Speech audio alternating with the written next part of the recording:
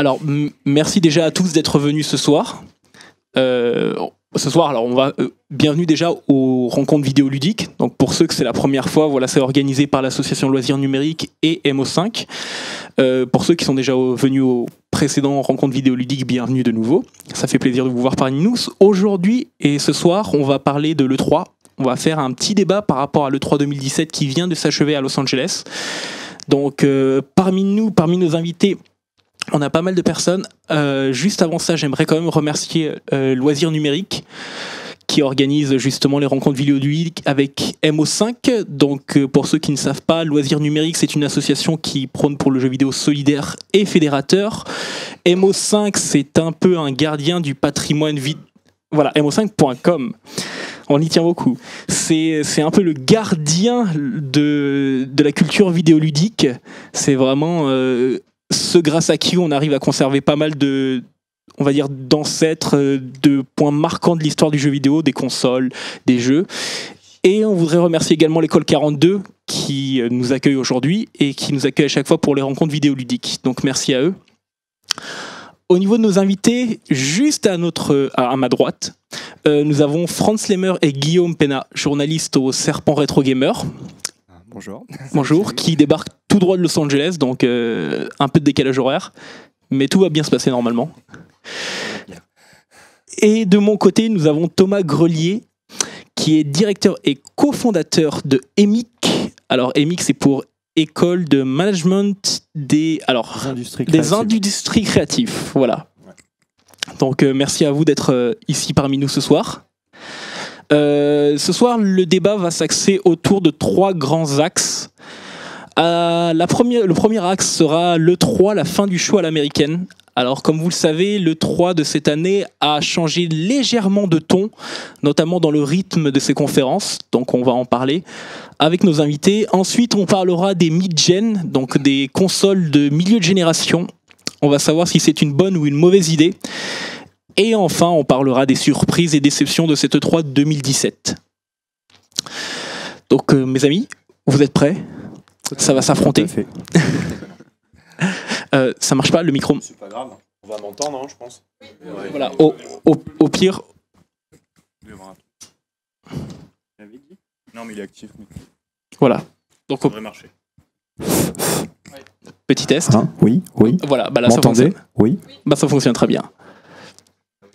Alors on va commencer avec la première partie justement, on va parler de l'E3 et notamment du côté purement entertainment. Thomas, ça va être intéressant étant donné que justement tu es directeur d'une école de management et que le côté entertainment fait partie intégrante justement du cursus. Donc le titre c'est l'E3, la fin du show à l'américaine. Alors pourquoi j'ai mis le show à l'américaine? C'est pour une raison toute simple, c'est que l'E3 jusqu'à maintenant était connu vraiment pour être à la fois le plus grand salon de jeux vidéo au monde et à la fois l'un des plus grands shows à l'américaine, l'un des plus grands entertainers de l'année. Et cette année, on a eu un petit changement, notamment de la part des éditeurs. Lors des conférences, on a vu que justement le rythme avait changé et également la manière dont on faisait les conférences. Pour vous donner un petit exemple, j'ai juste mis ça. Alors, est-ce que mes invités peuvent regarder juste les images avec nous ? Ça, c'était l'E3 l'année précédente. Donc, est-ce que parmi vous, vous reconnaissez à peu près ces images ?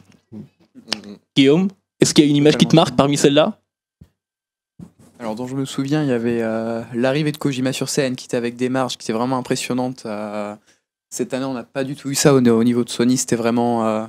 il y avait le directeur qui était venu genre 2 fois pendant toute la séance. Et puis après, c'était trailer. Enfin, si, il y avait juste une sorte de petit concert au début, mais sinon, c'était vraiment que des trailers. Avec les nerfs, voilà, clairement l'exemple de Kojima qui arrive avec des marges, qui annonce son jeu. Voilà, ça c'était impressionnant. Cette année, on n'a pas du tout eu ça. Enfin, en tout cas, je n'ai pas d'exemple qui vient en tête. Chez qui que ce soit, quoi. C'est vrai qu'on a surtout eu un enchaînement de vidéos, quelque chose qui était beaucoup plus tourné vers Internet, vers le viewer qui était à l'extérieur.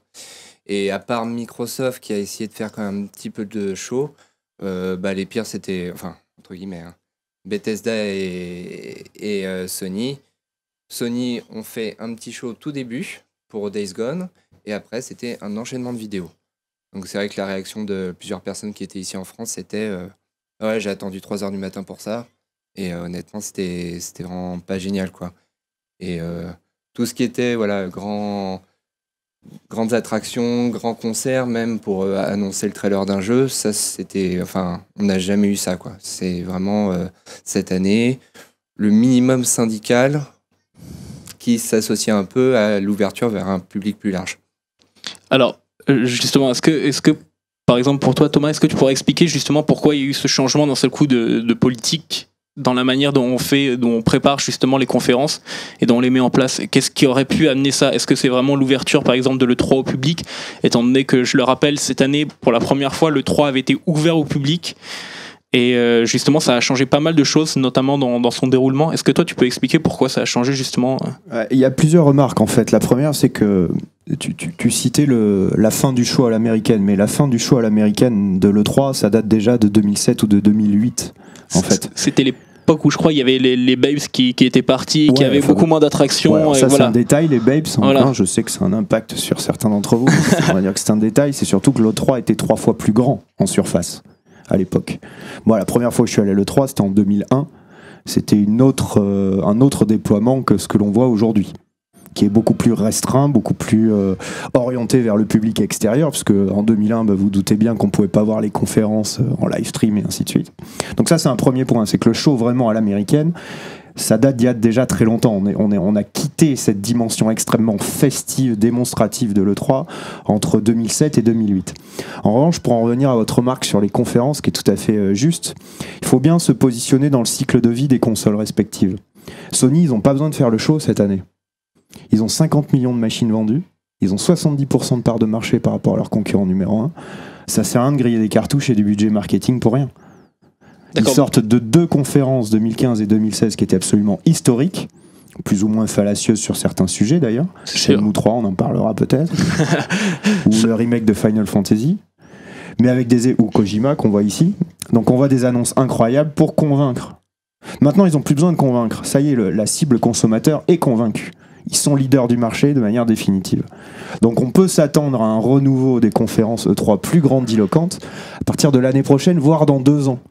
Donc quand il y aura une annonce de PS5 par exemple. Voilà, donc c'est vrai, pour toi ça serait vraiment là, c'est un E3 de transition en gros. Tout à fait. Dans le symbole des consoles mid-gen qui sera ton thème numéro 2 d'ailleurs, il me semble. Exactement. Donc vraiment, alors regardez, justement les images de l'E3 maintenant, tu en parles bien, c'est vrai que voilà, on a l'impression vraiment que c'est un E3 de transition par rapport aux conférences, on voit que c'est beaucoup plus calme, beaucoup plus posé, il n'y a pas de recherche d'épater la galerie comme c'était le cas les années précédentes. Pour Sony, effectivement, le public est acquis. Pour Microsoft, c'était légèrement différent, c'est peut-être pour ça que, comme tu l'as dit, il y a eu un peu plus de show. Donc ils étaient un peu plus dans l'esprit, on essaye de convaincre les personnes. Ils avaient quand même l'annonce de leur console mid-gen à faire, même si bon, après on va peut-être en parler, c'est pas trop où ils se placent vraiment avec cette console-là en particulier, mais que ce soit ça, que ce soit pendant la présentation de Forza 7 avec une Porsche sur scène, on a l'impression que Microsoft avait plus de choses à prouver que, comme vous disiez, que Sony qui avait déjà le public acquis à sa cause, ou Nintendo qui déjà depuis quelques années a décidé de faire un peu le show dans son coin au moyen seulement de trailers. Et honnêtement, même cette année, Nintendo a plutôt été apprécié par les joueurs, même sans faire de show directement. Mais bon, c'est vrai qu'il joue un peu à part dans ce cas-là. Alors, j'ai une question justement par rapport à Thomas. Tu me disais tout à l'heure que c'était déjà passé depuis 2007-2008. Mais justement, le fait que depuis quelques années, justement, la plupart des conférences sont streamées en direct, qu'il y a énormément plus de viewers qui regardent les shows chaque année, justement, ça aurait peut-être dû convaincre de mettre en place plus de spectacles, plus de shows, plus de poudre aux yeux, plutôt que faire le contraire. C'est-à-dire qu'en 2001, lorsqu'il n'y avait que quelques télévisions qui pouvaient filmer l'événement, il y avait énormément de shows, il y avait énormément d'activités qui étaient faites, énormément de personnes qui étaient là. Et là, aujourd'hui, effectivement, on a l'impression que ça devient plus sérieux. Pourquoi justement ce changement? Pourquoi c'est pas le contraire? Pourquoi à un moment donné, étant donné qu'il y a plus de viewers, on n'essaye pas plus de les épater et plutôt plus juste de montrer quelque chose de très sérieux, très cadré? À ta question, je peux répondre par une question pour illustrer. Tu vas comprendre tout de suite quel est le point de vue sur ce sujet. C'est pourquoi dépenser de l'argent alors que tes consommateurs sont convaincus? Pas besoin. Pas besoin. Ces gens-là qui regardent la conférence PlayStation, comme je le disais tout à l'heure, Il y a 50 millions de PS4 déjà vendus à peu près en base installée aujourd'hui mondiale, c'est-à-dire que le job est fait sur cette génération de consoles de Sony. Ils sont, comme on dit, en cruise control d'un point de vue marketing. Donc ils n'ont pas besoin de faire une conférence qui soit aussi historique que celle de 2015 ou 2016. En revanche, là où je retiens tout à fait ta remarque, c'est que c'était à Microsoft d'épater la galerie. Parce qu'ils sont tellement en retard sur cette génération de machines, en termes de part de marché, que c'était à eux de faire le show. On verra après si ça a été mission accomplie ou plutôt décevant. Je suppose que ça fait partie des thèmes. Mais en tout cas, c'est eux qu'on attendait. C'est pas au leader. Le leader du marché comme PlayStation, lui est en position extrêmement confortable. Et on sent, une conférence E3, ça vaut entre 10 et 20 millions de dollars. Selon le format. Pour chaque constructeur? Oui, bien sûr. D'accord. Pour chaque constructeur. Donc c'est vraiment un grand budget. C'est un budget qui est important, qui est pas négligeable. Je parle que de la conférence, oui. Je parle pas du reste. Donc évidemment, quand on est dans une année où on a déjà convaincu ses consommateurs, où on a une avance en termes de part de marché qui est colossale, n'importe quel contrôleur de gestion ou même directeur marketing te dira que ça sert à rien de surdépenser. Alors à ce moment-là, pourquoi ils n'ont pas adopté justement le format que Nintendo a fait avec son Nintendo Spotlight, à savoir juste une vidéo qui va être diffusée à un moment donné, étant donné qu'ils ont préféré quand même organiser ça dans une grande salle, mettre les moyens, tout ça pour diffuser des bandes annonces. Finalement, ça revient à exactement la même chose que ce que Nintendo a fait, sauf que Nintendo, entre guillemets, n'a jamais promis monts et merveilles. Ils ont dit on va juste diffuser une vidéo, et c'est peut-être ça qui a fait que les gens ont apprécié la conférence de Nintendo, c'est qu'à un moment donné on leur a pas promis vraiment quelque chose d'extraordinaire, on leur a dit il y aura une vidéo, des annonces, point. Là Sony, même Bethesda, à partir du moment où ils invitent des personnes dans un local qui préparent quelque chose, on se dit qu'on est en droit d'attendre un peu plus que juste des bandes annonces. Donc le marketing effectivement est là, mais si on parle d'un point de vue purement marketing, tu ne trouves pas que c'est un peu bête justement d'organiser ça et pas plutôt de partir vers un format 100% vidéo diffusé en ligne pour les internautes et uniquement pour les internautes? Oui, effectivement, la question mérite d'être posée. Est-ce que Sony n'a pas fait une erreur en promettant, entre guillemets, une conférence comme ces 2 dernières années, c'est-à-dire en tout point exceptionnel? Moi qui ai beaucoup de retours sur les conférences E3 pour avoir assisté à un certain nombre depuis très longtemps, il ne faut pas oublier que celle de 2015 et de 2016 était absolument historique. J'ai jamais vu dans la salle des gens devenir aussi fous pendant la conférence. Alors, donc c'était vraiment des conférences, on restait sur ce qu'on appelle un benchmark, un référent très très élevé. Donc c'est normal qu'on soit déçu cette année. En tant que consommateur, on s'attendait à plus. Comme vous disiez tout à l'heure, je crois, ceux qui se sont levés, se sont levés à 3h du matin, ils ont eu clairement les boules. Je le comprends. Alors qu'ils auraient pu voir les trailers le lendemain chez eux, ça peut se comprendre. On est tout à fait d'accord. Ouais, bon, cela dit, les mecs qui se lèvent à 3h, ils se seraient levés à 3h même pour l'annonce d'un goodies, je pense. Alors, est-ce que certains d'entre vous, parmi le public, se sont levés à 3h du matin et ont été déçus? D'accord. Et combien parmi vous, justement, ont été déçus de ce type de conférence? Est-ce qu'il y en a beaucoup? Bah, mine de rien, il n'y en a pas beaucoup, regardez. D'accord. C'est décevant, mais à vrai dire, ça peut pas être décevant, je trouve. Ça répond rarement aux attentes, je trouve. J'ai pas grand chose d'autre à dire, je trouve juste que ça répond assez rarement aux attentes de toute façon en fait. C'est une très bonne question. T'attends quoi en général des conférences? Bah ouais, l'annonce d'un bon jeu et qui a l'air vraiment bien et qui le sera encore lorsque après Downgrade, encore après voilà. Et jusque là c'était beaucoup de poudre aux yeux et finalement j'ai rarement eu grand chose qui arrivait chez moi finalement quoi. D'accord, mais ça te plaisait quand il y avait justement de la poudre aux yeux, quand les jeux...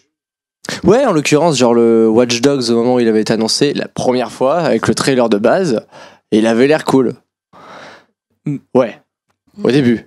Bon, c'était l'un des plus gros downgrades de l'histoire du jeu Oui, vidéo, bah oui, une fois qu'il est sorti, ouais. Non, mais finalement, c'est un peu paradoxal parce que d'un côté, sur Internet, il y a beaucoup d'internautes qui se plaignent justement de ce genre de choses, qu'il y ait pas mal de jeux qui sont annoncés alors que leur développement vient à peine de commencer, et pourtant, cette année, alors qu'on a eu ça, beaucoup de personnes se plaignent du contraire. Alors, Franz, Guillaume, est-ce que vous pouvez me dire justement, est-ce que de votre côté, pareil, sur les sites ou dans les Twitter, il y a eu pas mal de personnes qui ont été déçues? Alors ouais, les gens ont surtout été déçus de la conférence de Sony principalement, parce que les retours étaient surtout on attend The Last of Us 2, on attend Bloodborne 2. Alors c'est pourtant des jeux qui sont quand même très connus et c'est des suites, donc des choses qui vont pas forcément surprendre, mais vu que Sony en 2015 a promis Final Fantasy Remake, a promis Shenmue 3, sans trop qu'il y ait de choses derrière. Voilà. Qu'ils avaient un peu cette manie d'annoncer des trucs pour 3 ans après. Et puis pour Shenmue, peut-être qu'il va peut-être pas sortir du tout, hein, ou alors avec beaucoup de soucis. Mais oui, pour cette année, les gens se sont dit ça va être encore exceptionnel en 2017. Et ça n'a pas été exceptionnel du tout, alors que Microsoft a bizarrement été plus apprécié, tandis que la Xbox, maintenant, c'est surtout des jeux qui sont disponibles soit sur PC, soit sur PS4, soit sur des choses comme ça. Mais pour les fans de Microsoft, le show était là, les jeux classiques étaient là, donc du coup, les personnes... j'ai l'impression que c'est vraiment quelque chose par rapport aux attentes et aux résultats. Sony, c'était beaucoup trop d'attentes et pour un résultat pas génial, et Nintendo et Microsoft, sans compter Bethesda et des choses, c'était on attendait ce qu'on voulait. On voulait un Mario, on voulait un Forza, on voulait des choses comme ça. Nintendo, par exemple, il suffisait d'une vidéo de Metroid Prime 4 et tout le monde s'est déchaîné sur... Un logo. Un logo, c'est ça. Ils ont fait très fort cette année. Alors, on peut parler de l'exception à la règle, parce que justement, parmi les internautes, lorsqu'on a checké, on a vu qu'il y avait une conférence qui finalement était sortie du lot, justement parce qu'ils ils ont gardé ce côté très entertainment. Il s'agit d'Ubisoft. Et Ubisoft, cette année, ils ont très bien rythmé leur conférence, alors qu'en plus, c'était Yves Guillemot qui présentait la conférence. Donc, on se dit, c'est encore plus original. Alors, qu'est-ce que vous en avez pensé justement de cette conférence Ubisoft ? Il y a eu la scène vraiment qui a marqué tout le monde, à savoir le développeur de Mario plus Lapin Crétin, voilà, David Soliano, qui s'est mis à pleurer quand Miyamoto a parlé de lui, en des termes vraiment très très positifs, donc c'était vraiment ça qui a marqué quand même pas mal de gens sur les réseaux sociaux. Parce qu'on doit s'imaginer que le jeune développeur a eu Miyamoto dans sa jeunesse, a grandi avec Mario, donc ça c'était vraiment un moment touchant. C'était pas un grand show, c'était pas une partie qui était du show, mais c'était vraiment ça qui avait marqué. Mais sinon sur le reste, entre cette présentation-là pour Mario plus Lapin Crétin, entre la présentation même d'Assassin's Creed qui est assez bien ressortie. Michel Ancel qui est venu présenter BGE2, enfin. Voilà, depuis le temps qu'on attendait le voir sur scène pour nous présenter Beyond Good and Evil 2. Ça y est, quoi. Du coup, surtout qu'Ubisoft avait dit ou c'était Michel Ancel qui avait dit non, à l'E3, vous inquiétez pas, il n'y aura pas de BGE2, mais on est dessus. Et puis finalement, fin de conférence, surprise, avec un super trailer d'ailleurs. C'est même pas un petit teaser, non, c'est vraiment un gros trailer. Et du coup, ça, c'est vraiment une grosse surprise. Mais alors là, c'est étonnant parce qu'on félicite Michel Ancel et Ubisoft de présenter avec le micro. Juste un trailer. De présenter juste un trailer parce que c'est BGE2, alors qu'on va le reprocher à d'autres éditeurs qui ne montrent qu'un trailer. Parce qu'il faut savoir que BGE2, le développement, ils en sont au stade du prototype. C'est-à-dire qu'on y jouera en 2019, peut-être 2020, pas avant. Mais c'est au moins Michel Ancel qui est venu sur scène. C'était pas juste on balance les trailers à la suite. Il y avait au moins le développeur qui était là. Et ça, c'est quand même quelque chose d'important. Parce que par exemple, si on prend Bethesda, il me semble qu'à part au début et à la fin, il y a eu personne, les trailers étaient balancés comme ça. Alors pour moi, Bethesda est une des conférences les plus réussites au niveau des annonces. Au moins, il y a ça. Mais je veux dire, au moins... Voilà, il y a quand même Michel Ancel, c'est quand même un symbole, et c'est ça qui a fait aussi que l'annonce est encore plus forte. Ils auraient juste mis le trailer à la fin comme ça en disant merci d'être venu. Et puis ils ont fait venir Ubisoft, ils ont fait venir avant tous les directeurs créatifs quasiment sur scène de chaque jeu représenté. Ce qui était un impact très incroyable. De toute façon, leur conférence, c'est leur meilleure conférence à date. Après, on verra les succès commerciaux des différents jeux, parce que c'est aussi à ça qu'il faut juger la pertinence éditoriale, mais en tout cas clairement cette conférence a marqué les esprits en France, c'est évident, mais même à l'étranger, ce qui est assez rare d'être souligné, même les journalistes anglo-saxons notamment ont déclaré qu'Ubisoft avait fait une conférence en tout point remarquable. Et ça, comme vous le remarquez, c'était peut-être la seule conférence qui avait gardé ce côté vraiment entertainment. Parmi toutes les conférences qui sont arrivées, ce sont vraiment eux qui, entre guillemets, ont fait le plus le show, et finalement, c'est ça qui leur a permis de ressortir du lot. Outre le fait qu'on enlève clairement Shigeru Miyamoto qui à lui tout seul peut faire venir une grande base de fans et tout ça, mais vraiment à partir du moment où ils ont décidé de garder dans cette continuité du show à l'américaine, étant donné que tous les autres avaient changé entre guillemets de bord cette année, ça a permis quand même à Ubisoft de se hisser en haut, et aujourd'hui Je pense qu'il ne faut pas comparer les conférences constructeurs et éditeurs. Et voilà, ça c'est quelque chose de différent. C'est différent parce que dans leur conception, ces conférences n'ont rien à voir. En revanche, on peut tout à fait comparer Bethesda et Ubisoft, effectivement, en termes de richesse, de créativité, ou même celle d'Electronic Arts aussi, qui a eu lieu le samedi. Je trouve qu'il n'y a quand même pas photo. Ubisoft remporte la partie haut la main. Alors justement, on a parlé de Ubisoft, on a parlé un peu de Bethesda, mais d'Electronic Arts. Est-ce que vous avez trouvé justement que leur conférence était réussie ou non? Alors voilà, ici dans le public, non, clairement pas. Et pourtant, il y avait du Battlefront qui avait été annoncé, il y avait du Anthem, qui est quand même le nouveau jeu des créateurs de la trilogie Mass Effect. Donc normalement, ils auraient dû avoir quand même quelques cartouches pour pouvoir attirer le public, mais alors attention au prisme d'ultra gamer, ici ça. Ou moi. C'est ça. On parle du grand public aussi. Je prends un peu de recul. Faut pas oublier que Star Wars Battlefront 2 est le jeu le plus vu sur YouTube depuis le 3 et de loin, ce qui veut dire que le public est intéressé par cette franchise en numéro 1. Ça sera le numéro 1 des ventes de Noël. Ça c'est quasiment sûr. Faut vous le dire tout de suite. Le numéro 2 des ventes de Noël, ce sera FIFA 2018. Donc déjà, vous êtes un éditeur, vous avez numéro 1 des ventes, numéro 2 des ventes. Moi, je vous rappelle que je viens du marketing. Donc c'est quelque chose qui m'intéresse quand même. C'est aussi à ça que je juge la performance d'une conférence ou d'une politique éditoriale. Et puis Anthem, qui est une nouvelle licence, comme tu l'as dit, des créateurs avec un sacré pédigré. Voilà, une nouvelle licence avec un énorme budget derrière. La conférence, je trouvais, n'était pas structurée d'une manière très créative, très élégante, très... Voilà, ça m'a pas fait bondir sur le fauteuil. En revanche, le contenu était quand même assez solide, pour ne pas dire plus. Ah, il y a quelqu'un qui n'est pas d'accord. Alors, vas-y. Moi, j'ai trouvé le souci avec la conférence EA, c'est plus le fait que on est arrivé dans la conférence EA et ils ont mis tout. Enfin, ils ont séparé, on va dire. On a eu l'impression que la conf était séparée en deux. Comme vous dites pour les ultra gamers, comme nous par exemple, tu vois. On attendait justement des nouveaux trucs, notamment par exemple Anthem. Le problème, c'est qu'au début de la conférence, on a eu Forza, FIFA, enfin Anthem, non, comment ça s'appelle, Madden et FIFA. Donc, on va dire, les 30 premières minutes de la conférence, la plupart d'entre nous ont lâché parce que, on a dit, ça va être comme l'année dernière, comme les années d'avant, on va toujours se retaper la même chose. Au final, ils auraient peut-être entrecoupé, justement, les grosses licences de choses. Justement, par exemple, ils auraient mis, je sais pas, ils auraient commencé par, pas forcément par Anthem, mais ils auraient commencé par, Madden, ils auraient mis Anthem, derrière, ils auraient mis Forza, ils auraient mis Battlefront, et ensuite FIFA. Ça aurait déjà peut-être aérer un peu la conf comparé au gros bloc des suites qu'on a eu au début, quoi. Ouais, c'est possible. Après, je pense qu'eux raisonnent en termes de volume de vente, de chiffre d'affaires et de part de marché. Et comme tu le dis toi-même, ils ont commencé par leur grosse franchise établie en montrant les nouveautés. Et on sait qu'un FIFA, c'est X millions de ventes assurées. Un Maiden pareil, notamment aux États-Unis. Et un Battlefront 2 qui, à mon avis, sera effectivement le numéro 1 des ventes de Noël.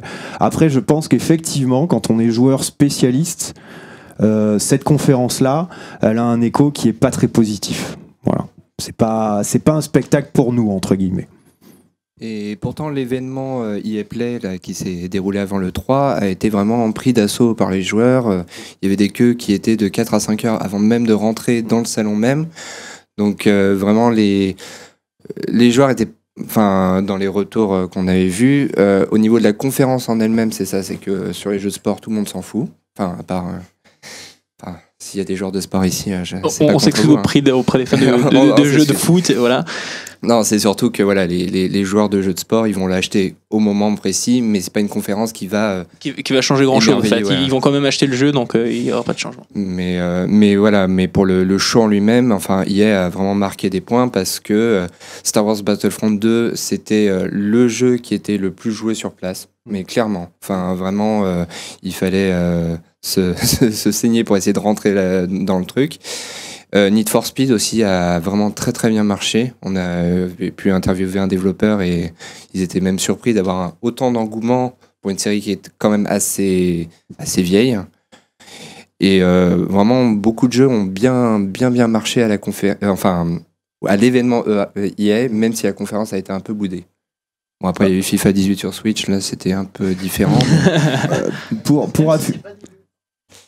Alors on l'a testé sur Switch et alors le développeur nous a dit le jeu est pas encore terminé, donc voilà, mais nous on a trouvé ça vraiment pas ouf du tout sur Switch, hein. C'est vraiment la ramasse, ouais.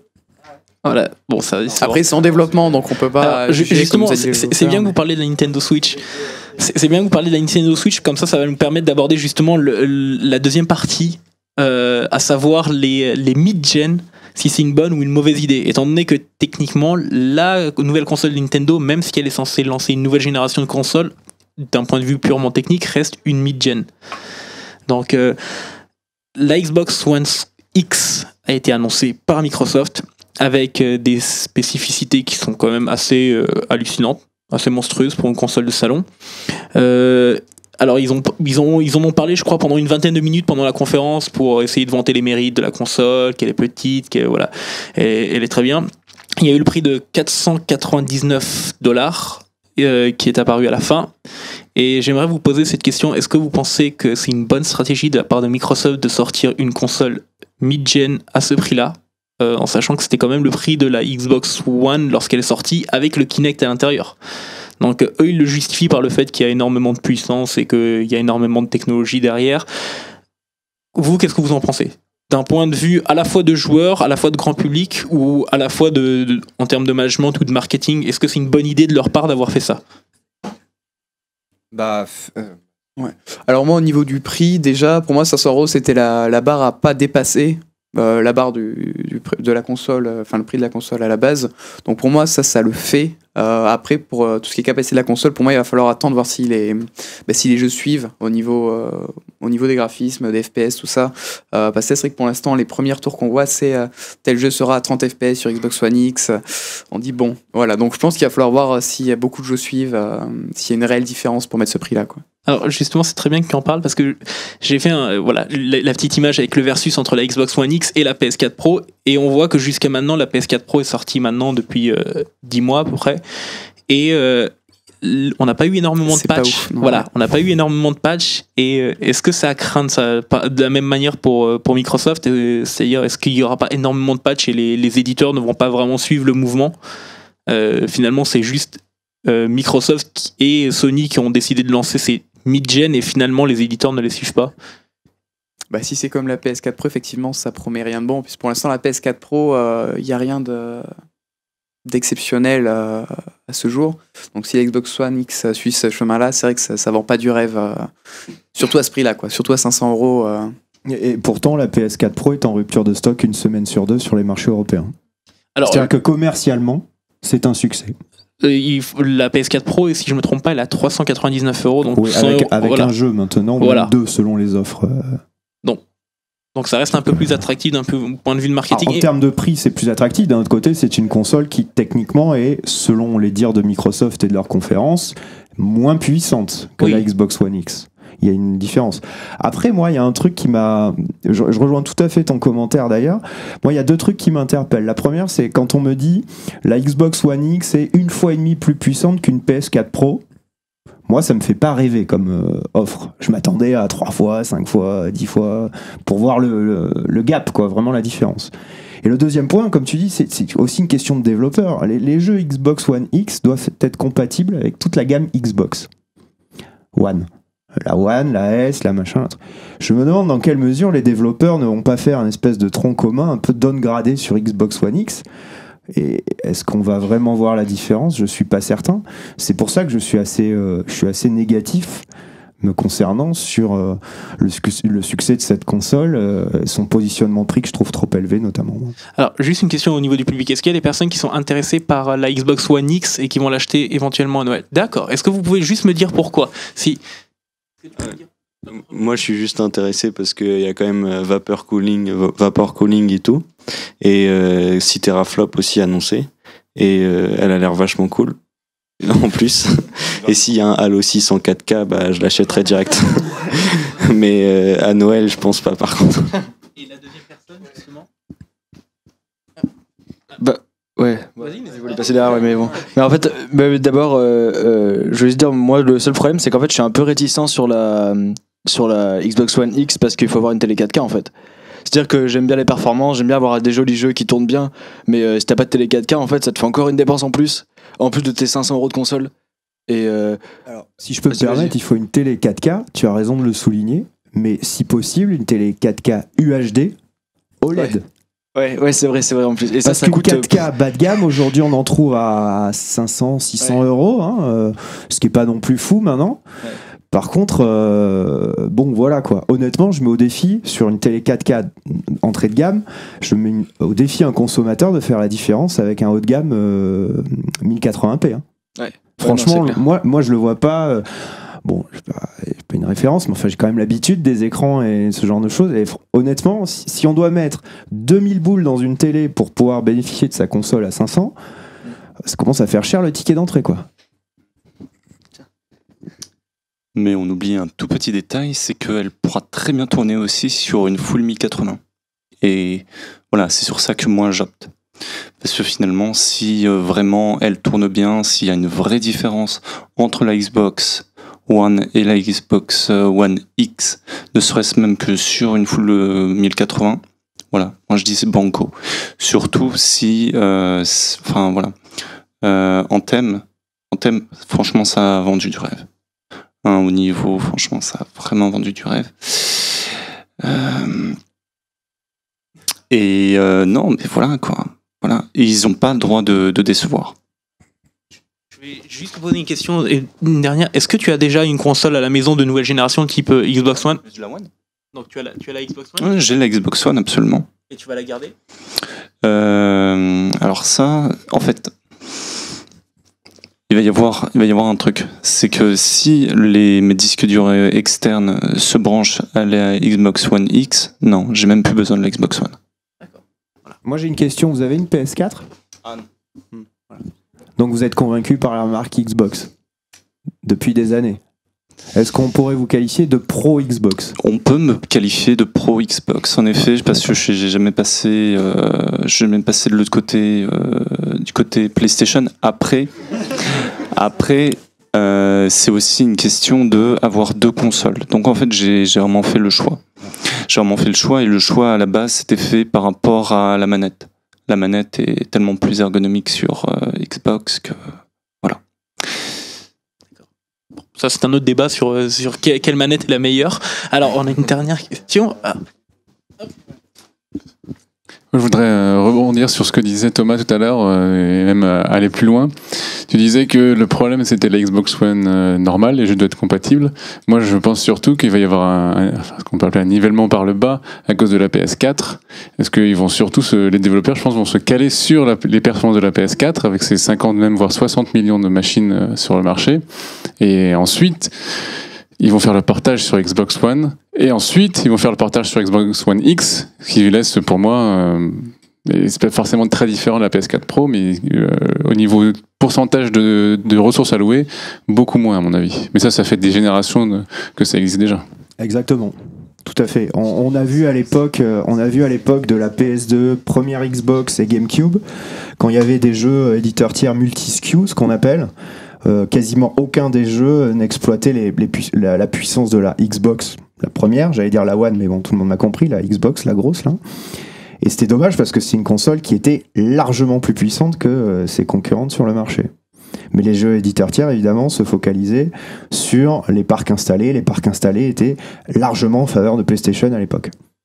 Bah, c'était la même chose sur la gêne d'après d'ailleurs, la Xbox 360 étant devant, les jeux étaient basés sur cette console-là et sur PS3, il y avait l'exemple de Bayonetta qui était vraiment bien inférieur. Alors, si je peux me permettre, Bayonetta, c'est moi qui l'ai lancé. Alors il faut pas oublier que Thomas est un ex de chez Sega et de chez Activision. En fait, sur Bayonetta, c'est un problème particulier, c'est-à-dire qu'on avait signé une exclue avec Xbox sur un moteur de jeu propriétaire. Donc le port qui a été fait sur PlayStation a été fait par un studio tiers et non pas par Platinum, qui a carrément bâclé le boulot. Ce qui est la faute de Sega, qui était mon employeur. Donc je peux vous le dire d'autant plus naturellement. Sur Xbox 360, ta remarque est intéressante parce que justement, en termes de part de marché, Xbox 360 pendant longtemps a été devant PlayStation. notamment en Angleterre et aux États-Unis, qui sont deux marchés clés évidemment pour le succès international des machines et des jeux vidéo. Sur la fin, on a eu un rééquilibrage des parts de marché, où les bases installées étaient à peu près similaires. Et là, il y avait un vrai choix intéressant qui s'offrait aux éditeurs tiers, parce qu'ils pouvaient bénéficier d'une architecture ou de l'autre, sans avoir à faire ce calcul marketing que de se dire « Non mais j'ai 3 fois plus de PlayStation que de Xbox, donc je vais optimiser pour PlayStation ». Et c'est le risque qui existe aujourd'hui, où il y a une telle différence entre PlayStation et Xbox, que les éditeurs tiers font essentiellement le choix, ce que tu disais tout à l'heure, de l'architecture ou de la puissance PlayStation, puisque c'est le référent de base. Ce qui est dommage au regard des performances de la Xbox One X annoncée. Alors, vous pensez pas justement que c'est un problème lié en soi au marché des consoles en elles-mêmes, c'est-à-dire que le fait que la plupart des éditeurs doivent s'adapter empêche entre guillemets les constructeurs de pouvoir sortir des machines plus puissantes, c'est-à-dire qu'ils peuvent pas essayer de décaler de trop loin la sortie d'une nouvelle génération de consoles. Si la PS5 sort dans 2 ans, il faut absolument que Microsoft se cale le plus rapidement possible, parce que sinon les éditeurs ne vont pas suivre. Est-ce que vous ne pensez pas que c'est un problème? Au niveau des PC, il y a le côté customisation, on change, on modifie, donc forcément c'est une modification constante. Mais par contre sur console, c'est un vrai frein en fait. On a l'impression que les consoles de middle gen, sur le papier c'est bien, en soi il y a énormément de contraintes qui font que les constructeurs sont un peu derrière, obligés d'essayer de trouver un moyen de convaincre les éditeurs de faire des choses sur leur console. J'ai quand même l'impression qu'il y a une différence claire entre la PS4 Pro et la Xbox One X par rapport aux situations même de Sony et de Microsoft. La PS4 Pro, c'est, on va dire, un modèle dans la lignée PS4 qui, bon, malheureusement, les jeux dessus sont pas forcément les mieux exploités, mais selon Sony, c'est une ligne de produits en plus qu'ils vendent et qu'ils vendent très bien d'ailleurs, vu qu'elle est en rupture de stock. Mais Microsoft... je suis pas vraiment un expert, mais le positionnement me paraît un peu bizarre parce que l'argument de la puissance même par rapport à un PC, en optimisant bien son PC, alors ça sera peut-être légèrement plus cher, mais si vraiment on cherche de la puissance sur une machine, c'est vrai que d'investir un peu plus et d'avoir un ordinateur conséquent qui, pour le coup, alors ça dépend vraiment des éditeurs, mais est souvent une machine mieux optimisée que les consoles en elles-mêmes. Et par rapport aux autres consoles, elle se place dans un dans un prix trop cher pour qu'elle puisse être achetée par les joueurs consoles. J'ai l'impression que la Xbox One X est un peu entre les deux et avec pas un potentiel d'acheteur énorme, sauf vous. Voilà, sauf pour les personnes qui sont déjà conquises et tout ça. Les personnes qui sont chez Xbox, à mon avis, comme chez Sony, qui souhaitent vraiment avoir la machine la plus puissante, quand on est fan, moi je viens du PC, mais j'ai toujours été fan de Nintendo et j'ai acheté les consoles qui se sont succédées. Mais vu que Microsoft est quand même en retard, qu'ils adoptent une position sur les exclusivités qui n'en sont plus, et que la machine devient un peu une partie d'un ensemble avec Windows 10, on se demande vraiment pourquoi cette machine-là sort en fait. C'est que les personnes sur Xbox One, à quelques exceptions près, mais vont plutôt rester sur Xbox One, et des personnes qui vont être sur PC vont plutôt rester sur PC. Et j'ai un peu du mal à savoir pourquoi Microsoft sort cette machine-là, si ce n'est pour accrocher les wagons de Sony. Deux petites précisions. Ce qui est intéressant, c'est de voir comment les gens imaginaient le projet Scorpio et la réaction à l'annonce de la Xbox One X. Il faut savoir que beaucoup de personnes, l'année dernière, lorsque le projet Scorpio était sorti, ils se disaient ça va être comme la PS4 Pro, une amélioration de la Xbox One. Petit à petit, avec les déclarations de Phil Spencer, qui est le patron de la branche Xbox chez Microsoft, on a commencé à penser que le projet Scorpio était finalement une nouvelle console et qu'elle allait lancer une nouvelle génération de consoles. Et c'est à partir de ce moment-là où il y a eu un problème vraiment de communication. C'est que à partir du moment où on fait croire à des joueurs que c'est une nouvelle console, on va lancer la nouvelle génération de consoles, ils en attendent beaucoup. Et quand finalement on leur montre que c'est une console qui est censée être mid-gen, forcément ça déçoit parce qu'ils pensent comme vous, sauf pour les personnes qui sont vendues. Et tu as parlé de Nintendo tout à l'heure, et c'est très intéressant parce que j'aimerais vous poser la question, est-ce que pour vous, la Nintendo Switch est une console de milieu de génération, ou alors c'est une console qui a lancé justement les nouvelles générations de consoles? Vu qu'elle a été lancée, pas en catastrophe, mais pour pouvoir remplacer la Wii U qui était en perdition au niveau des ventes ou des choses comme ça, et ça pourrait être considéré comme une mid-gen, mais vu que Nintendo maintenant commence à être un peu à part depuis même la Wii qui est quand même assez écartée en termes de puissance par rapport aux autres consoles, j'ai un peu l'impression qu'ils ont sorti leur propre système de génération en dehors du reste. C'est-à-dire que après la GameCube, Nintendo a adopté sa propre stratégie, son propre nous c'est différent, nous c'est les trucs qui bougent ou le tactile, et que le terme de mid-gen pour moi est plus arrangé du côté de Sony et Microsoft qui ont tout intérêt à ajouter plus de puissance pour pouvoir justement faire attendre la fin de la gêne, plutôt que Nintendo qui s'assoit un peu, Zelda est magnifique sur Switch, mais qui s'assoit un peu sur la puissance et qui va forcément proposer autre chose. C'est le terme de génération, j'ai l'impression qu'il a un peu explosé avec la PS4 et la Xbox One. Avant, c'était bien défini avec 3 constructeurs qui se tenaient la jambe, et là, c'est un peu chacun avec sa propre stratégie. J'ai peut-être faux. Mais... Pour toi, Thomas, justement, c'est une bonne stratégie de la part de Nintendo, justement, d'aller de leur côté et de créer, entre guillemets, leur propre système de génération de consoles, quitte à ne pas suivre, justement, les autres constructeurs. Non, mais je pense que, comme tu l'as dit, le principe de génération au sens strict de console n'existe plus vraiment. On est allé de la génération 1 à la génération 8, si je ne me trompe pas, dans la nomenclature marketing, d'une manière assez claire. C'était assez visible, on raisonnait pas forcément puissance, on raisonnait période de sortie. Tiens, si tu sors à tel moment, tu fais partie de telle génération. Là, effectivement, avec les mid-gen, c'est surtout les mid-gen, tu l'as dit parfaitement, je pense, en tout cas je suis absolument du même avec toi, les mid-gen viennent casser ce rythme de génération. Pour en revenir à Nintendo, je pense que Nintendo, de toute façon, eux, on les a classés encore dans la génération 8, donc dans la génération au même titre que les autres, mais ils ont un business model qui n'a plus rien à voir. Comment gagne un constructeur de l'argent, un constructeur comme Microsoft ou PlayStation, en vendant des jeux éditeurs tiers? C'est ça le business model d'une console. Leurs propres jeux, certes, mais surtout des jeux éditeurs tiers, en très grande quantité, parce qu'ils touchent des royautés dessus. Nintendo, c'est pas du tout ça. Nintendo, sur Switch, ils vont vendre 0 jeu éditeur tiers. C'est quasiment leur propre jeu. D'ailleurs, on l'a vu. Mais ce sont leurs jeux, regardez la conférence. Enfin, je sais pas qui a une Switch ici, qui a pu s'en procurer une, déjà. Qui a pu s'en... Parce que ça, c'est compliqué. Il y a quelques chanceux, voilà. Voilà, ou même si j'en vois sur Wii ou sur 3DS, parce que je suis sûr que la majorité d'entre vous en ont eu ou testé, voilà, bien entendu. Citez-moi un jeu éditeur tiers, ou 2, que vous avez acheté Day One. Et je pense qu'il y en a très très peu, à part 1 ou 2 propriétés chez Konami, peut-être. Mais en tout cas, ce sont les jeux Nintendo qui arrivent en tête, je pense. Metroid, le Zelda, les Mario, le Pikmin, enfin voilà, tous ces titres-là. Nintendo est... Le Rocket League, je viens de voir un peu. Alors voilà, ça c'est pas mal. Alors là, on est encore dans un autre système, je pense, c'est le jeu indé, entre guillemets. Voilà, c'est ça, c'est encore un jeu indé. Donc. Ces nouveaux écosystèmes qu'on vient raccrocher aux écosystèmes classiques qu'on connaît depuis longtemps.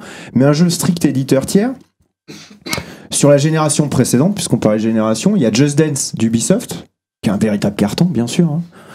Toute proportion gardée, Mario et Sonic aux Jeux Olympiques. C'était un jeu Sega, mais enfin, et là encore, je le dis d'autant plus naturellement que je travaillais pour eux. C'était avant tout un jeu Nintendo, puisqu'il y avait Mario et tous ses potes à l'intérieur. C'est ça qui faisait vendre, plus que Sonic. Mais sinon... Mario et... Voilà, exactement, voilà, qui est dans cette même veine, qui est une exclue Switch. Alors par contre, le principe de jeu, je sais pas s'il sera aussi fédérateur. Ça m'a l'air plus il est plus axé gamer, c'est vraiment... Ouais, j'ai l'impression. Ouais. Un peu plus stratégique. Mais en tout cas, c'est un super projet, très, très ambitieux. Mais en tout cas, ce qui est sûr, c'est qu'eux sont dans un écosystème tout à fait à part.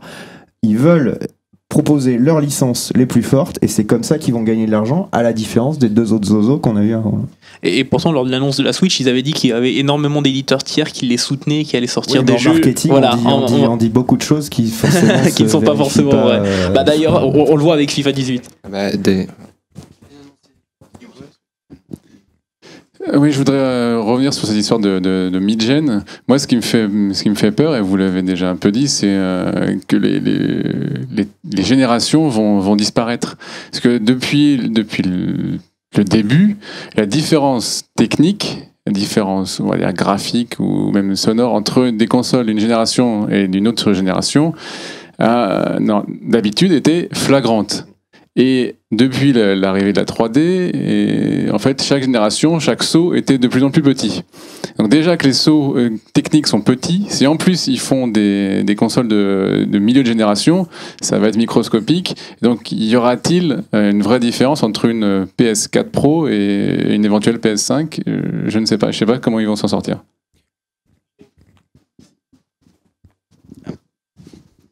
Moi, je suis développeur.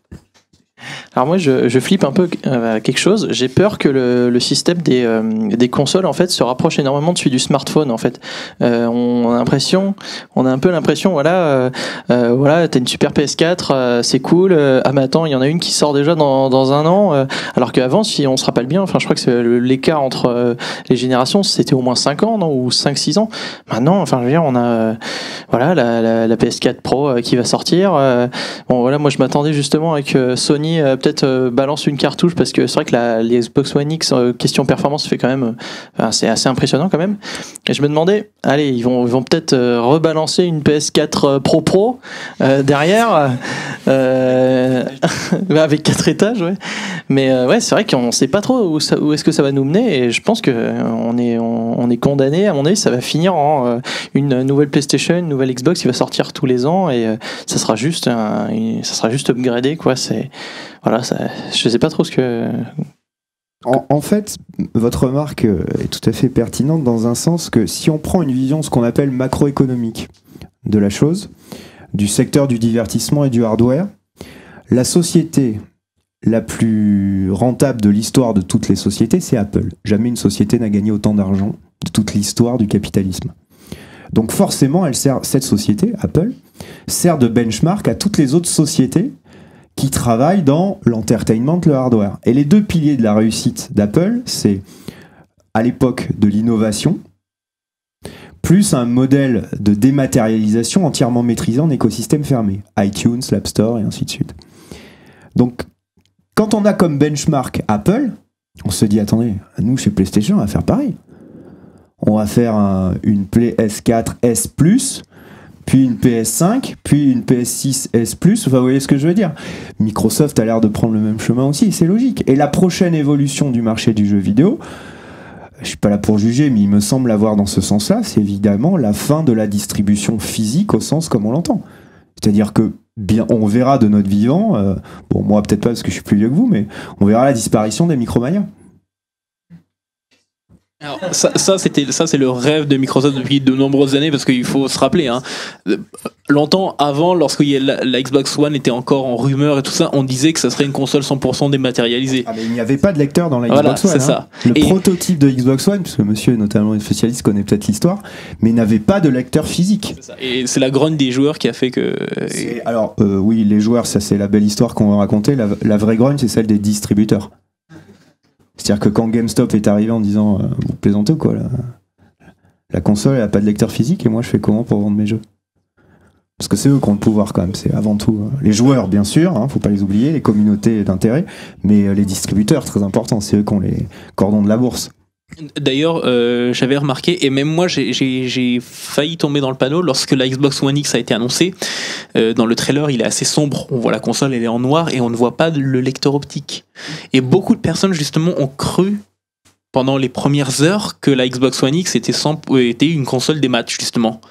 Et c'est là où, alors qu'il y avait une grogne des joueurs il y a quelques années, pour la Xbox One X, les gens ont commencé à dire que c'était pas si grave que ça. Et d'un point de vue purement de joueur, moi ça me fait peur parce qu'à partir du moment où les personnes commencent à dire on accepte le dématérialisé, ça veut dire que les constructeurs peuvent se permettre pour les prochaines générations, même si j'utilise encore le terme génération, vont se permettre éventuellement de franchir ce cap-là. Donc ça va me faire peur. Mais pour la Xbox One, pour la première Xbox One, enfin le premier modèle, il y avait déjà eu des réservations avant l'annulation. Il y avait quand même pas mal de réservations. Il y avait beaucoup de joueurs qui étaient déjà d'accord avec ça. Donc ça m'étonne pas s'il y a beaucoup de monde qui soit d'accord avec ça, si les constructeurs se disent pourquoi pas. Et c'est ça qui fait un peu peur parce que.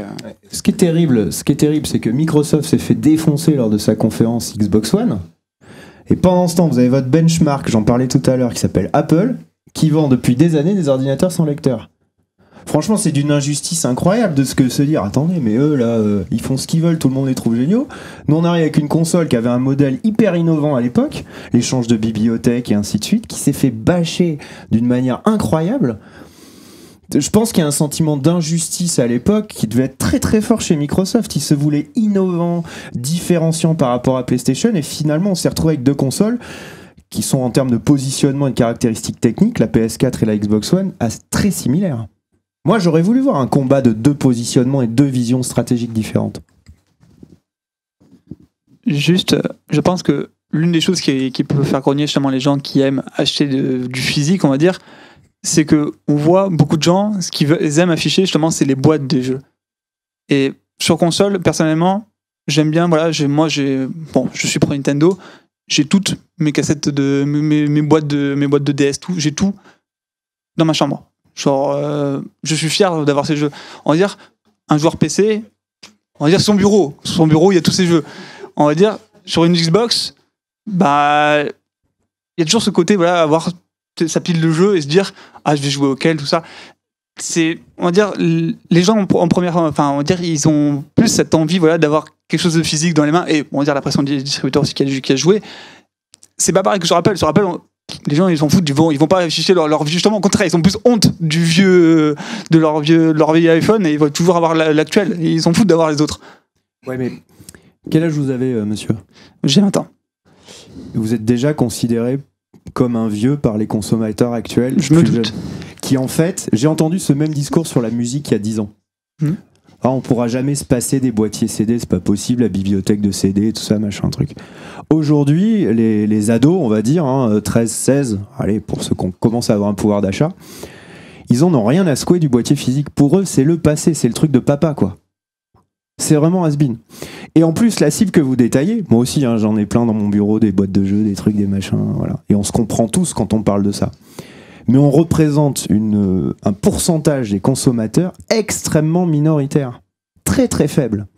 Et on n'intéresse pas les industriels au sens large dans une vision stratégique globale quand on est, je sais pas, à 0,01% des consommateurs réellement. Je comprends tout à fait votre modèle, mais on n'est pas, c'est pas un segment de consommateurs qui est considéré comme dominant et moteur. Ceux qui ont grogné, c'est ce pourcentage-là. Complètement d'accord. Et c'est ceux qu'on entend sur les réseaux sociaux. Celui qui achète son FIFA et son Call of Duty tous les ans, lui, la conférence Xbox, il s'en fout, quoi. Enfin, je veux dire, c'est pas lui qui va dire non, mais attendez, les DRM, je sais pas quoi et tout. Non, il comprend rien, il s'en fout. Dans un autre monde, je continue à m'excuser pour les personnes qui me regardent. Ah, mais j'adore FIFA. D'ailleurs, je suis injouable, je vous le dis tout de suite. Moi, contrairement à lui, je pensais pas du tout que c'était le fait d'avoir la boîte en physique, c'était plutôt par le prêt de jeu entre amis. Et pour moi, c'était ce qui était le plus important, c'était quand on allait chez un pote, on disait tiens, ce jeu-là, il m'intéresse vachement, et je voulais lui emprunter, on se le prêtait, et ça marchait tout de suite. On avait juste à l'installer, on jouait quelques heures, on disait ah, c'est cool, je te le rends, je vais l'acheter demain. Et du coup, ça se passait comme ça. Et quand Xbox a dit que on pouvait pas prêter nos jeux,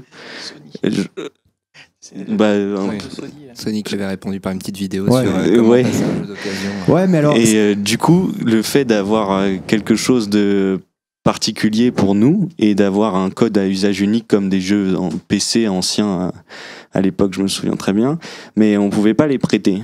Et c'était un jeu que tu mettais, tu disais ton code d'activation et ensuite tu pouvais y jouer. Mais là, à ce moment-là, c'était comme démoralisant de se dire que tous les jeux qu'on pouvait avoir et qu'on pouvait prêter à nos potes pour l'entraîner et jouer en local à deux, on pouvait pas le faire. Et c'est là où la communication de Microsoft n'était pas bonne, parce que figurez-vous que sur le projet Xbox One, le premier initialement, on pouvait se prêter les jeux. J'arrivais chez vous, je me loguais sous mon compte, comme Steam, et j'avais ma bibliothèque de jeux qui apparaissait, et de chez vous, on pouvait jouer à ma bibliothèque de jeux. C'est juste qu'on changeait de profil finalement. Mais les joueurs n'ont pas compris ça. Notamment parce qu'encore une fois, le job de Microsoft en termes de communication a été désastreux à cette conférence-là. Les idées étaient bonnes, mais la communication n'était pas bonne. Et c'est ça qui est terrible. Et du coup, Sony a rebondi dessus avec cette vidéo qui était absolument géniale, mais quoique un peu malhonnête aussi, parce que voilà, c'était terrible. Et pour en venir à votre remarque d'ailleurs, et la vôtre aussi qui vient ajouter au débat, c'est que Aujourd'hui, les gens sont très attachés au format physique des jeux vidéo, mais tout simplement pour financer leur prochain achat. On rapporte son jeu et on le vend d'occasion. On a acheté un jeu 50 balles par exemple, bon voilà, j'y joue, je les sors pendant des semaines, je le vends 20 ou 25, mais au moins ça me finance 50% de mon achat suivant. Moi je les paye pas en fait, donc je pas besoin de les revendre. Voilà. C'est vrai qu'en Micromania c'est quand même moins cher. Hein. Oui, non mais ça c'est du rachat en réseau de distrib, mais c'est vrai que sur le Bon Coin ou ainsi de suite, je sais pas, on peut retirer allez, 20-25% du prix d'achat direct de son jeu. Mais en tout cas, on a une base, une enveloppe de départ pour financer l'achat suivant. Aujourd'hui, quand vous avez un jeu dématérialisé, vous pouvez pas le revendre. Alors, sur Steam, il commence à le faire. Ouais, il commence à le faire, mais c'est un véritable scandale quand on y pense que de se dire, attends, j'ai envie de me séparer de cette propriété. C'est quand même incroyable de se dire, on ne peut pas le faire. Moi, j'ai envie de vous vendre un de mes jeux, je sais pas, acheté sur le PSN, un jeu acheté sur le PSN, je ne peux pas le faire. C'est incroyable quand on y pense. C'est un des enjeux. Pardon ? On n'est plus propriétaire et c'est un des enjeux les plus importants des années à venir, c'est la revente des jeux digitaux. Parce que c'est le business numéro 1 des distributeurs aujourd'hui qui font tourner des jeux. Un GTA, il est vendu 6, 7, 8 fois chez un Micromania. Sans que le créateur touche des royautés dessus. Alors que le jeu a été vendu 6, 7 fois. C'est un véritable scandale aussi, ça. Mais voilà.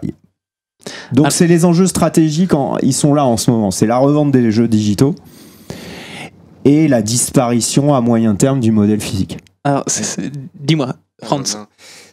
J'ai eu aussi une évolution liée à la disparition des jeux physiques.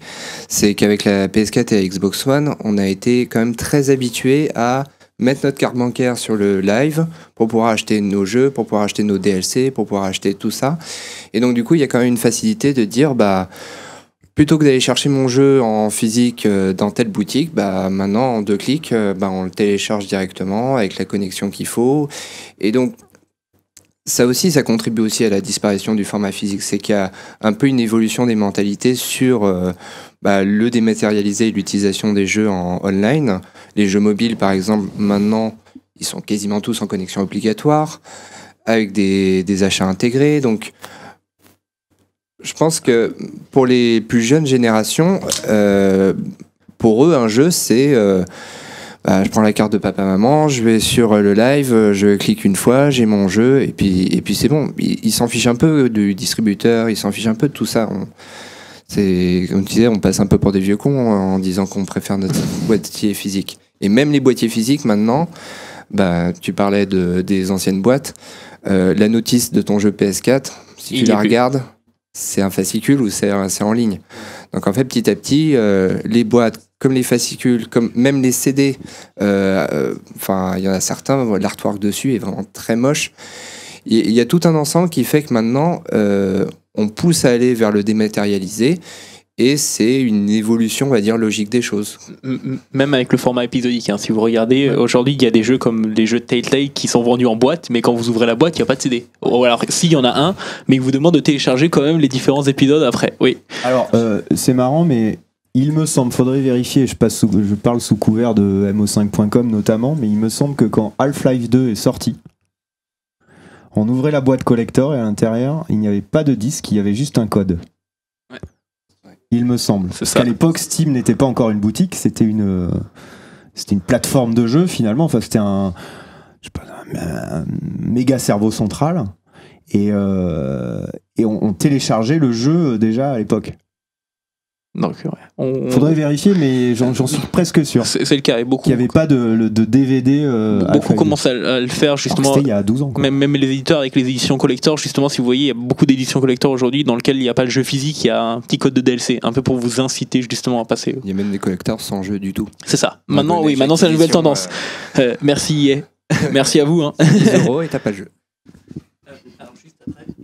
Après, je pense que justement, peut-être que la maison qui fait plaisir aux jeunes, enfin aux vieux cons justement, le plaisir d'avoir son jeu, d'aller jouer avec ses amis et tout, bah, peut-être que c'est aussi en partie, je pense, ce qui a fait le succès de la Switch aussi. Le fait de, bah voilà, je trimballe ma console partout, j'ai directement deux manettes et tout. Alors même si, pareil, maintenant il y a le dématérialisé, apparemment, enfin, ça a l'air de partir aussi. Mais eux, ils ont encore je sais pas, une cartouche très peut-être nostalgique de la chose, qui sont pas trop envie de se détacher, Nintendo. Je pense que le succès de la Switch, il tient en un seul mot, hein. C'est Zelda. Je pense que alors, personne l'avait la Wii U. Ils ont pas du tout alors, fait voilà, la pub pour Wii U. voilà, il y a 3 personnes qui ont la Wii U. Vous imaginez, en plus, sur un public ici hyper convaincu, peu de gens ont la Wii U, ça veut tout dire, quoi. Mais sur Switch, la Switch, pour l'instant, ce n'est qu'un écran pour jouer à Zelda. C'est comme ça qu'il faut le voir. Ce jeu-là, il est tellement exceptionnel, c'est lui qui a fait vendre des consoles jusqu'à présent. Et on est au-delà du positionnement marketing qu'on va découvrir maintenant avec Mario Odyssey, avec le nouveau Metroid et ainsi de suite, et on va se rendre compte des performances incroyables de la console. Ou pas d'ailleurs, c'est pas le sujet, mais... Alors que c'est le même que sur Wii U. Voilà, mais sauf que personne n'y a joué sur Wii U, parce que personne n'a acheté la console. Je vulgarise volontairement, vous voyez l'idée, quoi. Non, mais Thomas, il y a justement un terme qui a été créé justement pour les consoles de Nintendo, c'est l'effet appareil à raclette. Ça veut dire on sort la console une fois de temps en temps lorsqu'on a des amis et tout ça, et ensuite on le range dans un placard et il y reste pendant un an. Donc c'est pour vraiment pour dire à quel point on n'est pas à l'abri pour la Switch. On est au début du cycle de vie de la console. Pour l'instant, c'est un succès incroyable. D'ailleurs, on peut toujours pas la trouver en magasin dans des proportions satisfaisantes. J'espère que ce sera le cas à Noël, c'est pas sûr. Mais bon, il y a ce risque-là qui existe avec la machine Nintendo, c'est sûr. Alors, je vais en profiter. On parle de jeux, on parle de dématérialisé. On va passer à la troisième partie, justement, sur les surprises et les déceptions de l'E3. Et là, c'est quelque chose de totalement subjectif. Chacun d'entre vous, vous allez me dire justement quels sont les jeux et les déceptions que vous avez eues lors de cette E3. Juste avant, je vais vous montrer, selon les internautes, quelles ont été justement les annonces marquantes de cette E3. Alors, il y a eu l'annonce Xbox One X, c'est pas un jeu. Par contre, Beyond Good and Evil 2, c'est un jeu, mais il vient à peine de rentrer en développement, donc techniquement, on n'a rien vu. Voilà, c'est problématique. On a Anthem, qui a été annoncé. Pareil, Mario et les lapins crétins. Donc là, il n'y a pas Mario Odyssey, on est d'accord, hein. Alors voilà, justement, c'est ça qui est intéressant. Il y a pas Mario Odyssey, et pourtant, il y a Mario et les lapins crétins. A Way Out, qui a très bien fonctionné. Les internautes, et d'ailleurs il s'agit d'une des plus grandes surprises de l'E3, et le dernier Dragon Ball Fighters, qui lui aussi a beaucoup marqué les personnes lors de cette E3. Je crois même qu'il a eu pas mal de prix comme jeu de l'E3, si je me trompe pas, cette année. Donc ça, c'est les annonces marquantes. Et alors, est-ce que pour vous, justement, parmi ces annonces, il y en a une qui vous a vraiment marqué parmi ceux-là, ou alors au contraire qui vous a déçu? France, Guillaume, vous le conseillez? Alors, déçu, il y en a aucune d'entre elles qui m'a déçu. Marqué, il y a le BGE2 quand même, qui, enfin voilà, depuis le temps, ça y est. Le Anthem, qui a l'air vraiment très cool, c'est une bonne surprise. On pensait pas voir BioWare de sitôt, et là ils arrivent avec un truc qui a l'air vraiment sympa. Et sur console, ça tourne comme ça sur console, enfin si ça s'avère... oui voilà, parce qu'on a plus l'impression que ça ressemble un peu à du Killzone 3, c'est-à-dire on envoie vraiment de la poudre aux yeux. On est jamais à l'abri, surtout aujourd'hui. Et A Way Out, je trouve ça vraiment sympa. Justement, on parlait qu'il y a, on va dire, une niche de joueurs qui aiment les choses un peu old school. Ben là, le fait que le jeu soit vraiment basé sur l'écran splitté, c'est quelque chose qui disparaît totalement aujourd'hui, et là on voit que le jeu a plu, et donc moi ça me fait plaisir dans le sens où il y a cette majorité de joueurs existe encore, des gens qui aiment jouer en écran scindé avec leurs amis, on n'est pas que des vieux cons. Ça fait plaisir, quoi, voilà. Et alors toi, s'il y avait une annonce ou un jeu qui t'a marqué lors de cette 3, ça serait lequel? Alors moi ça serait, alors c'est totalement subjectif, c'est The Evil Within 2, parce que je suis un grand fan du travail de Shinji Mikami, notamment sur les Resident Evil 4 et 1. Donc voilà, moi c'est The Evil Within 2 que j'attendais énormément. Après en déception, alors c'est du côté de Bethesda, même si je dis qu'ils ont leur raison, c'est Elder Scrolls 6 qu'on attend depuis des années, qu'ils ont annoncé à l'E3 quand même que le jeu n'était pas encore en développement. Alors ils doivent avoir leur raison, j'imagine, mais c'est quand même... On a Skyrim sur Switch. Il y a Skyrim sur Switch qui a été réannoncé. Alors Skyrim VR, par contre, moi que je trouve ça cool parce que Skyrim VR faisait partie des jeux. Je me suis dit, j'aimerais vraiment plonger dans le monde de Skyrim en VR. Et là, il sort ça sur une console, donc c'est vraiment pas mal. Alors, surtout que les vidéos qu'on a vues, on l'a vu tourner sur les écrans le 3 pendant que on l'a pas testé, mais on a vu les gens le tester et vraiment le résultat c'est vraiment plutôt beau quoi pour du PSVR. C'est vraiment cool. Guillaume, toi, Franz, pardon. Franz, justement, les jeux qui t'ont marqué et les déceptions lors de cette E3, est-ce que tu peux nous en donner un ou deux? Je vais peut-être faire un peu mon râleur, mais Anthem, pour l'instant, je suis quand même assez méfiant parce que la présentation qu'il y avait eu, c'est quand même très beau pour les consoles actuelles. Peut-être que ça va être le cas. Hein. Sur un PC. Voilà. Vous avez 3/4 des trucs qui tournent sur PC, donc j'attends de voir. Et ça va l'air comme bien scripté la chose. Et vu que BioWare nous promet un monde ouvert, alors ils ont déjà fait des mondes ouverts, donc je me fais pas trop de soucis. Mais bon, la vidéo de base m'a pas trop, pas trop donné envie pour l'instant. Hein. C'était trop beau pour être vrai. Voilà, c'est ça. Après, en coup de cœur, alors. Dans ceux-là, Dragon Ball Z, clairement, parce que c'était vraiment dans le style graphique, faisait vraiment penser à la série en elle-même, et au niveau technique, je sais pas si des gens jouaient au DBZ sur Super NES ou les Tenkaichi ou des choses comme ça, il avait l'air d'être quand même très très technique. Alors je me suis fait exploser au premier match, mais il avait l'air d'être très bien. Et puis en dehors de ça, clairement le jeu, et ça se voyait sur le salon qui avait bien retourné le 3, c'était Mario Odyssey. Et de loin, le stand Nintendo il était pris d'assaut. Et le meilleur stand au niveau stylisé. Ils avaient recréé une ville complète avec un cinéma, des choses comme ça. Et le jeu en lui-même, on a vu des retours sur pas mal de magazines et on l'a testé nous-mêmes sur les 2 démos disponibles. Et c'est clairement le retour de Mario. Après le 3D World qui était bien multijoueur mais assez un peu oubliable, là vraiment ça renoue avec les bases de Mario et avec un petit peu de reprise à Breath of the Wild sur certains aspects, énigmes à faire sur la ville par exemple, des choses comme ça, et vraiment ça a été mon coup de cœur. Bon, je suis un fan de Mario depuis toujours, mais objectivement il a l'air d'être bien aussi. Et toi Thomas, justement, tu peux dire parmi ceux-là ou en général s'il y a eu des annonces, des jeux marquants et des déceptions lors de cette E3? Moi j'aurais à peu près les mêmes commentaires que vous au sujet de ce qu'il y a ici. Effectivement, j'attends d'en savoir plus sur Anthem parce que je suis assez méfiant de nature quand je vois ce type de démo. C'est sûr. Voilà, mais en tout cas c'est très prometteur et c'est un studio de qualité. Finalement, j'ai plus aimé les jeux indés qui ont été présentés à la conférence Xbox. Ça m'a bien marqué. Il y avait pas mal de Super Lucky's Tale là, avec le renard. Je trouve ça super cool. Et ça faisait longtemps qu'on n'avait pas vu un jeu de plateforme entre guillemets pour enfants. Et moi, pour y jouer avec mes gamins, par exemple, je trouve que c'est cool. Et j'étais bien content de voir ça. Et j'ai bien aimé aussi le jeu en scrolling horizontal, ambiance un peu. Un étrange Cuphead. The Last oui, The Last Night. The Last Night, je crois. Type années 80 qui est génial. Graphiquement, ça m'a dit. Là, je me suis dit, tiens, voilà un truc graphiquement que j'ai pas encore vu, qui m'a l'air original et. Ça m'a bien chauffé comme Way Out. Ça fait penser un peu à Blade Runner ou même dernièrement Flashback ou dernièrement il y a une série française qui s'appelle Last Man qui est très bien justement et qui je vous conseille d'aller la regarder d'ailleurs. Donc, et qui se rapproche de ça. Après bon évidemment tout ça et c'est incontournable, ça fait partie des moments très forts de 3, il manque Assassin's Creed même je dirais qu'il y a.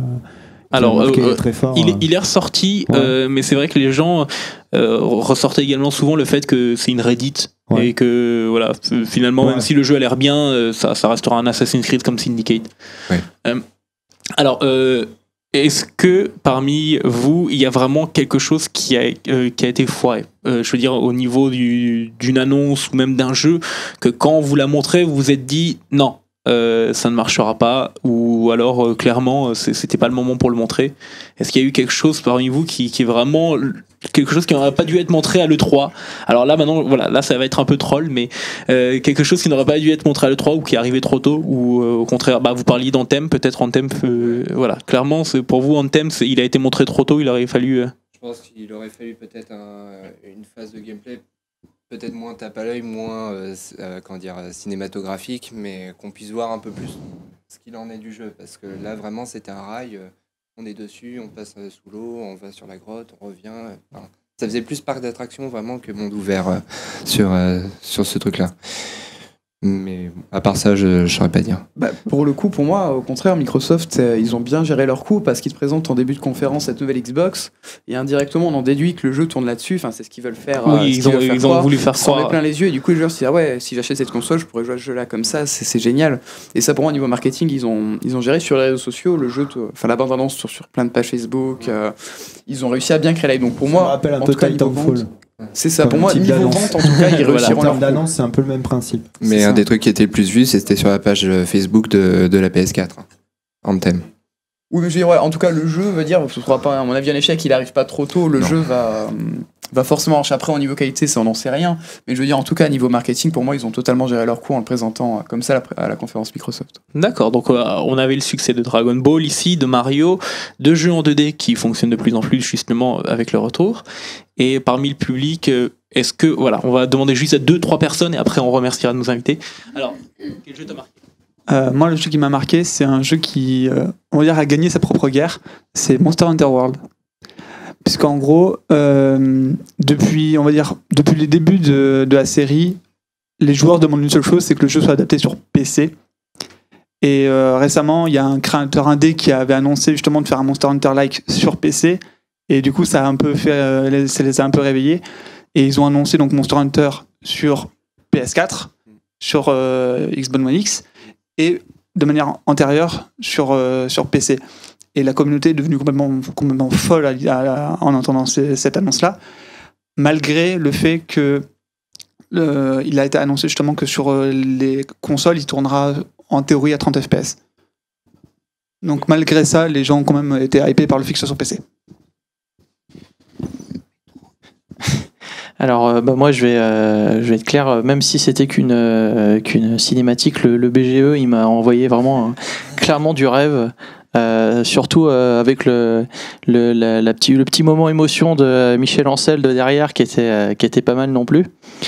Mais après je suis un peu contradictoire parce que c'est justement le jeu pourtant qui m'a le plus un peu salé au final.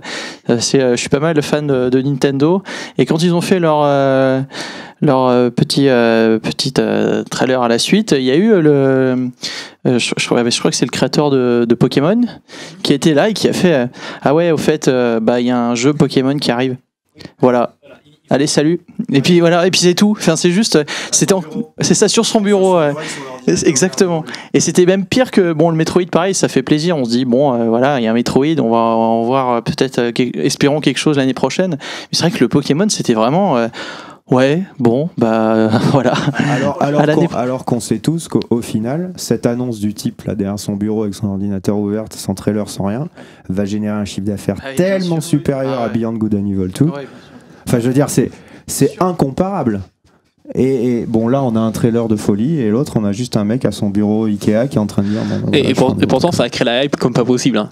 C'est puissance de la marque. Et d'ailleurs, il y a un gif qui a été créé sur le créateur devant son bureau en train d'annoncer. C'est à mourir de rire. C'est-à-dire que, pour vous dire à quel point un simple mot d'un créateur de jeux vidéo aujourd'hui peut marquer, c'est-à-dire que quand les gens vont annoncer le jeu, ils vont faire un gif de la personne qui annonce un jeu, c'est même pas du jeu en lui-même.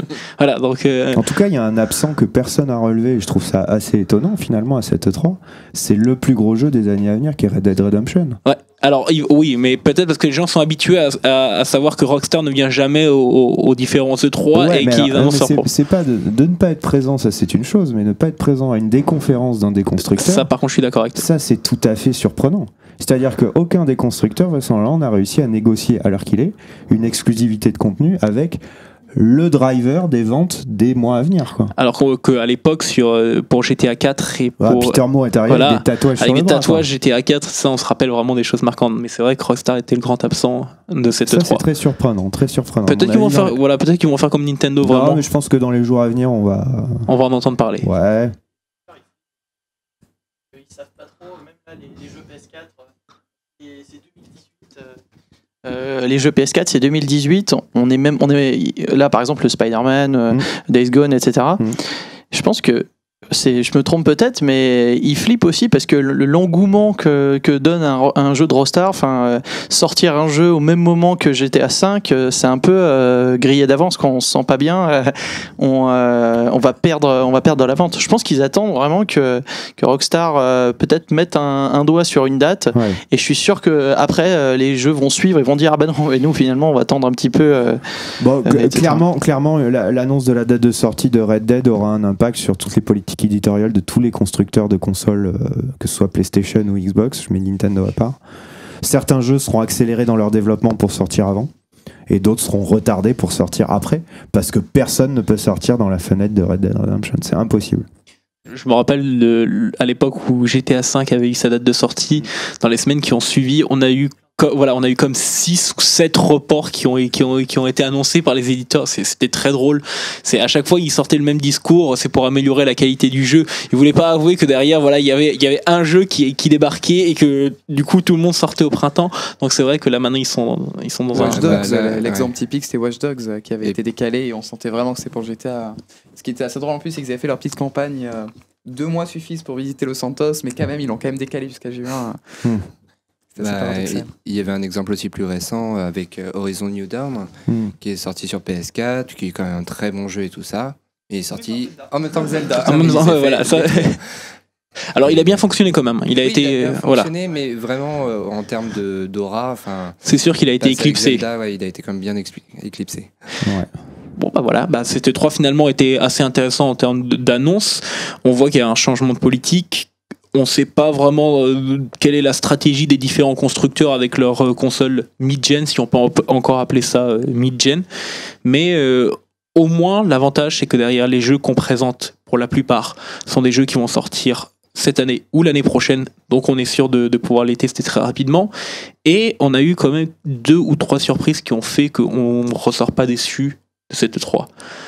Je voudrais vous remercier d'être venus. Alors, pour les personnes qui aimeraient les suivre, j'ai très gentiment mis vos adresses Twitter juste derrière, avec une très belle photo, comme ça, les personnes pourront vous suivre. Donc, d'un côté, on a le Serpent Retro Gamer. Donc, vous êtes sur Twitter, sur Facebook, vous avez un site. Chaîne YouTube. Voilà, une chaîne YouTube. Aussi, un site. Et un site sur lequel vous parlez régulièrement, non seulement de rétro gaming, mais également de jeux actuels, par exemple lorsqu'il s'agit de l'E3 et tout ça. Thomas, tu peux nous parler en quelques minutes de ton école, justement ? Oui, bien sûr. En fait, c'est une école qui est située à Paris. Et nous recrutons des élèves à niveau Bac plus 3 ou Bac plus 4. Tout type de formation. Souvent, une formation école de commerce ou assimilée est un avantage pour les emmener vers le M1 ou le M2, spécialisés soit dans la musique, soit dans le jeu vidéo. D'accord. Et donc pour faire un M2 management de jeux vidéo, donc avec des cours qui n'ont rien à voir avec la technique, où on enseigne du marketing, du commercial, de la communication, et tous nos profs ne sont que des professionnels. D'accord, c'est parfait. Et vous pourrez le suivre via Twitter avec le @Thomas Grelier.